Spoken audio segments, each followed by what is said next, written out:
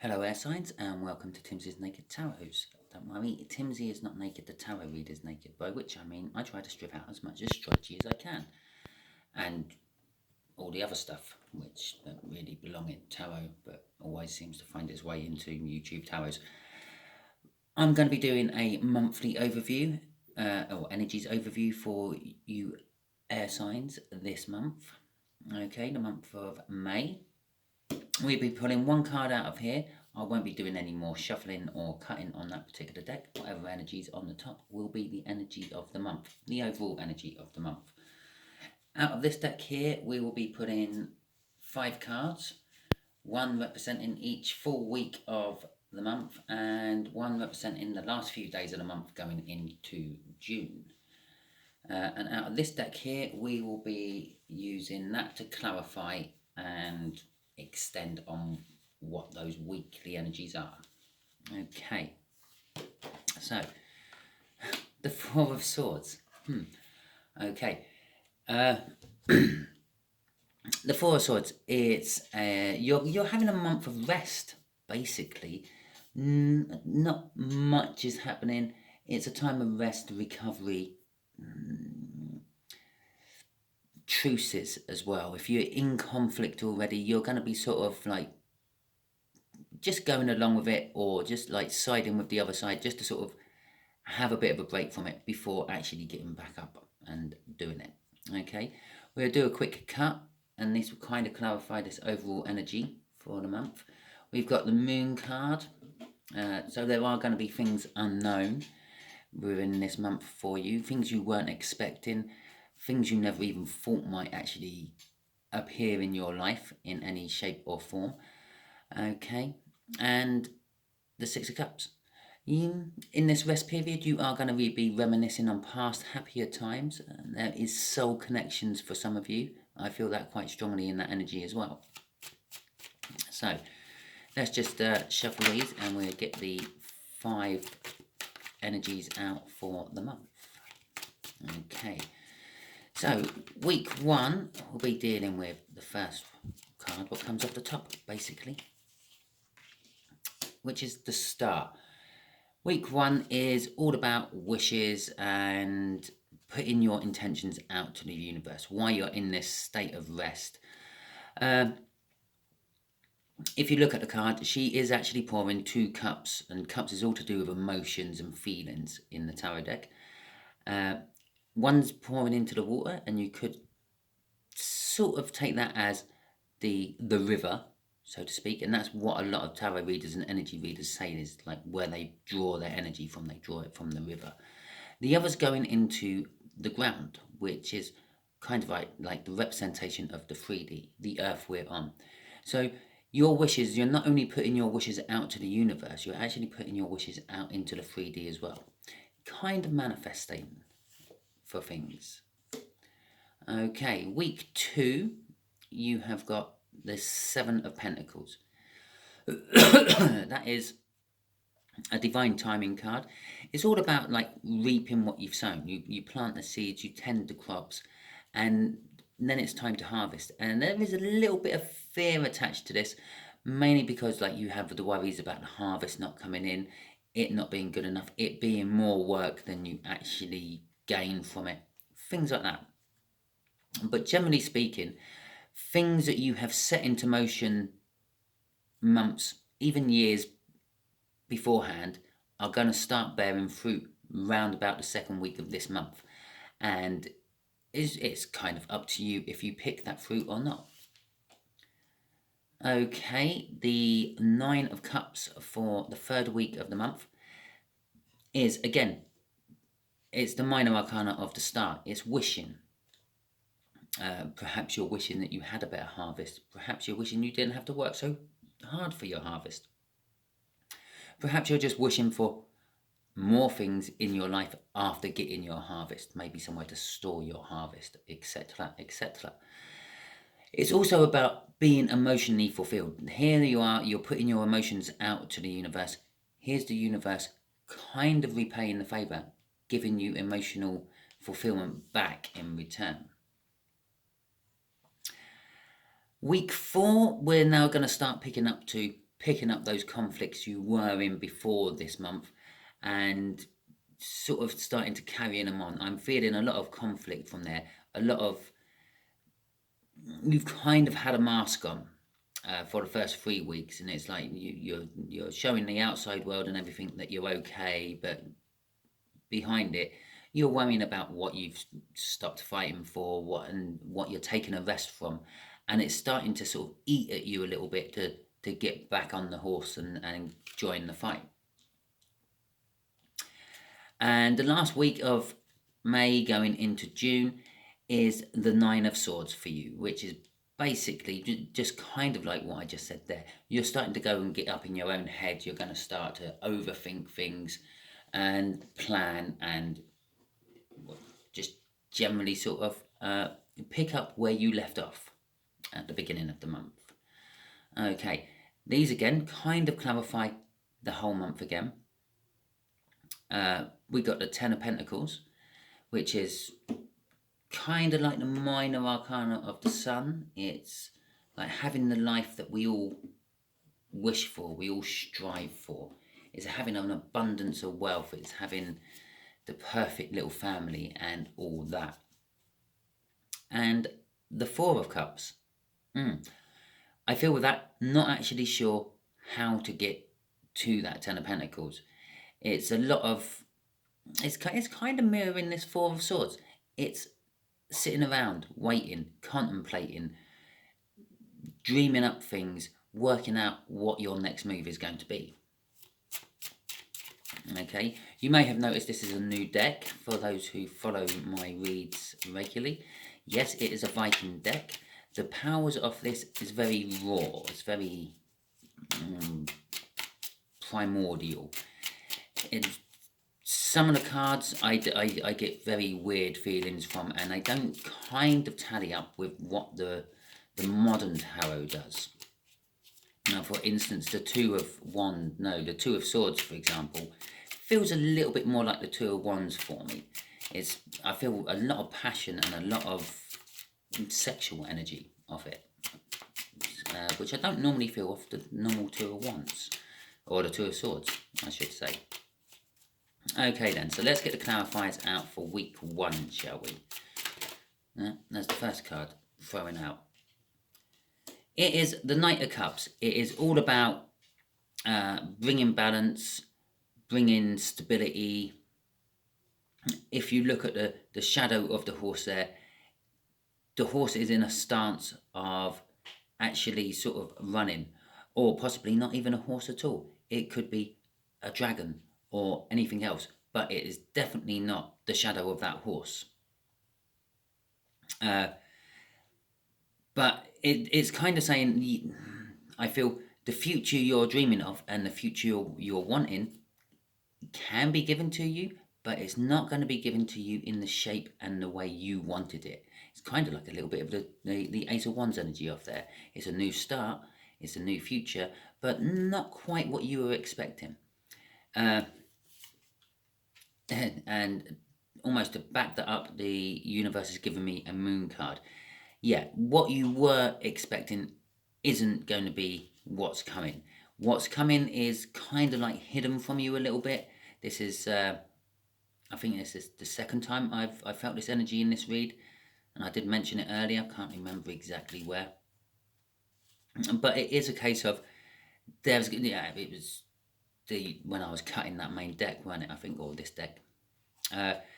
It's the moon. It's, what can I say?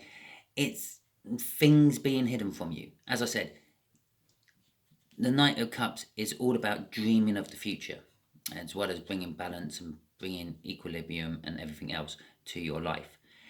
But the shadow of the horse there is not the shadow of the horse above it. It's saying you're going to be getting something similar to what you've been wishing for, what you've been dreaming for, what you've been hoping for with the star there, but not exactly the same. Not exactly how you perceived it. And I mentioned a dragon in that shadow. Yeah, I could see a dragon in that shadow. I can see a dragon's head in the clouds up at the top as well. And so you may be inadvertently wishing for more drama and more action in your life than you actually think you are. The Magician there crossing this is just literally telling us, yes, you are manifesting, you are wishing this stuff in, and you're doing it quite powerfully as well with the Magician there. If you notice, he only has one hand. Yeah, that's because he sacrificed his other hand in what's it called? I can't think of the wolf's name, but in the wolf's mouth to save Odin from Fenrir the wolf. So, and that's going with like the intuition. He knew he had to do this. He knew he had to make this sacrifice to save Odin, so Odin can go on to bigger and better things. There we go. That's the first card for the Seven of Pentacles. And right. Okay, so the Seven of Pentacles, this harvesting, as I said, there's going to be a kind of fear, a kind of, what if the harvest ain't good enough for what I need? What if it's not worth me putting in the effort in to actually harvest it? And that's kind of this overthinking here. Like the fact that you got like these 6 swords down there and 2 swords raised up, and you can see the 2 swords quite good, and the 6 swords down there are sort of a blurry image.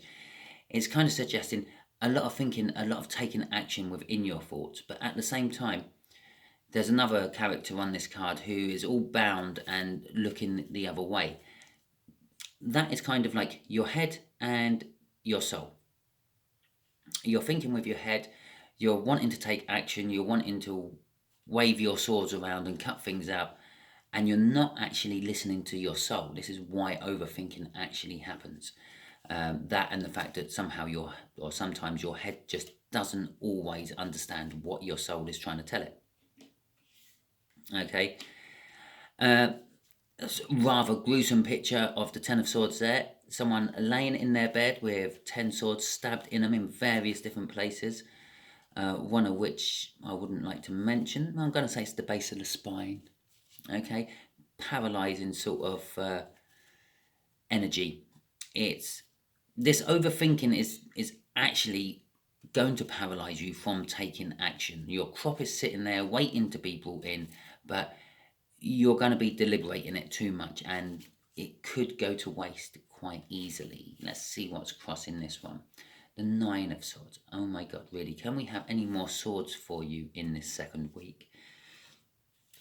The 9 of Swords, she's a little bit transparent on this.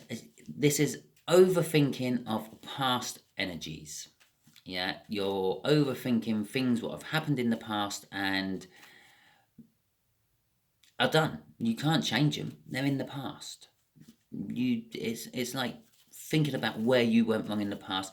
Yes, okay, you can learn from these past experiences, but you can't actually change them. But that's what the energy I'm feeling you're wanting with that 9 of Swords. You're wanting to change that past happenings to make something new happen, which it can't. All you can do is learn from what you've done in the past and try not to repeat it in the future.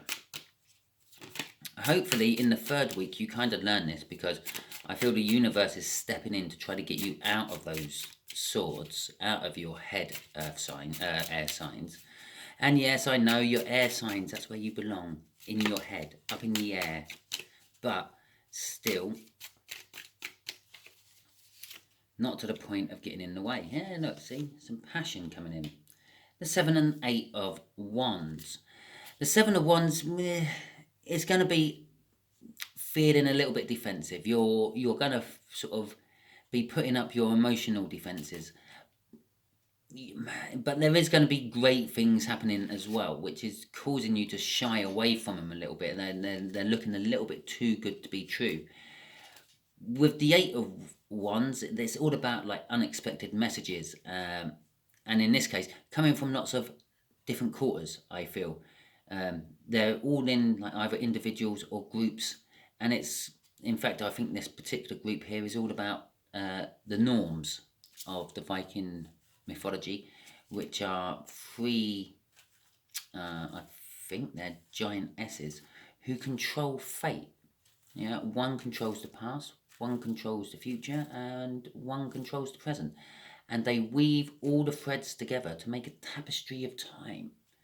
But the tapestry of time can be changed, yeah, by actions of man. And that's what this is all about. It's using your own free will. You will get information, you will get messages in the 3rd week of May, and by the way you react to them is basically the way your future will go. Oh, and almost talking about it, there's the Wheel of Fortune. There are the 3 norms of Viking mythology, weaving and working on the fabric of time. So, and it's funny, it's called the fabric of time, isn't it? It's not called like the paper sheet of time or anything like that. It's called the fabric of time. And it's been called that since Viking times. Okay, so energies are turning into your favour and getting better for you. I will be putting a card now for the next 7 days to try to see where this energy is going for you, air signs. And that also reminds me, I got to do one for the earth signs, which I've done yesterday. So I better make a note in my diary about all that. Let's see what's happening in the 4th week of May.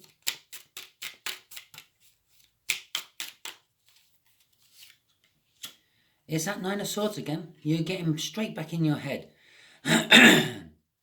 But that is because of the realisation that you're not actually being who you're meant to be. Yeah. This Wheel of Fortune, what is appearing in the 3rd week, is sort of kind of waking you up to the fact that, yes, okay, I've had a little time to rest and recover, but I've got to get back on with doing what I was working on. I've got to get back on with any conflicts and quarrels I did have in the past. I know there is no 5 of Wands out here at the moment, but I am feeling it within the energy. Again, you're in your head, you're overthinking things, is where you end up at the end of the month anyway. And this is creating you a lot of burdens. You've quite enjoyed this thinking about it all there without having to deal with it, but now you're having to deal with it. Now you're going to have to carry those 10 sticks down the mountain path to whatever little town that is down underneath him. Okay, crossing the 3rd week, it's hard work. I'm getting off that. It's the 8 of Pentacles, and this little dwarf here is busy making 8 rings for some reason. And it's the indication of hard work. It's also the indication of the apprentice working his way up to the master craftsman. If you look at the rings at the top there, I will lift it up closer to the camera so you can see, and hopefully it won't blur. Yeah, they don't look quite as bright as the rings he's working on. And even though he's not working on these ones, these have like quite a gleam to them as well. It's working its way from, well, start to finish, basically. So let's see what this final week has in store. Well, there you go. 2 cards straight out. Thank you very much. The final week is kind of ending. You've got to love the symmetry of tarot, don't you? Is kind of ending where we started. With your overthinking and everything of your past mistakes and your current affairs, you're going to get straight back into that energy of putting it all back out to the universe, wishing for things again. It's the start. In this particular deck, I feel that this star and the Ace of Wands are related, because if you just look at that little bottom bit, just there, yeah, that head, if it focuses in on it nicely for me, but that little head there is pretty much the picture of the Ace of Wands. So you're going to be wishing for a new beginning, but as we had with this shadowy horse here and the moon, the beginning you're going to get is not the beginning you're actually wanting. It's going to be what the universe deems is actually better for you. Bear in mind, you're up in your head, you don't really know what you want, do you? But you're going to start wishing out with it. And again, because you're wishing out from the point of a 9 of Swords, you're going to be wishing and manifesting all the negative in with all the positive. And the universe is going to do its best to give you the best, but unfortunately the universe does tend to just give you what you wished for. So you will be getting it all the bad as well as the good. The Knight of Pentacles there is all about, again, divine timing. It's a slow energy, but it is a trusted energy, and you can rely on it to eventually do what you want. And basically the universe is saying here, yes, I will answer your prayers. I will, your manifestations, your wishes, however you want to refer to them. Yes, I will answer them when the time is right, when I'm ready to. If you remember down here, I was talking about the Ace of Wands. Well, here we go. This is the new start. You'll be getting an Ace of Pentacles. In fact, not actually an Ace of Wands. You'll be getting more of a financial new start. A new job, maybe, a new job offer, something like that. Or possibly a small or reasonably good win on the lottery, which allows you to sort of take a step back and focus on where and what you want to do with it. But it is going to be a financial new start, not so much the passionate new start I feel that you are actually after. So in a nutshell, you're going to be up in your head. You're going to be thinking about past regrets. You're going to be a little bit emotionally defensive, especially when people start bringing you information, which is again is going to put you up in your head about the past regrets and things. But you're not going to get the love you're actually looking for. Yeah. The other thing about the Knight of Cups there is it is about bringing messages of love. You're not going to get messages of love. The messages of love, I'm being drawn to the shadow and we have the moon, is not coming the way you want it. But what you will be getting is a reasonably decent financial start to next month, which is kind of good, isn't it? If you want the finances. Okay, thank you very much, air signs. If it resonated with you, please like, subscribe, share and comment. Please tune in tomorrow because there will be a short little video of the first card of the 7 for what that Wheel of Fortune crossing there was all about, your third week. Okay, so by the end of the week, what are we on now, the 3rd? So by the 10th, we should actually know what's coming your way come the 21st onwards. So thank you very much, and hopefully you'll all tune in for your weekly overviews or your weekly reads from the overview I done yesterday. Thank you very much, and catch you all soon.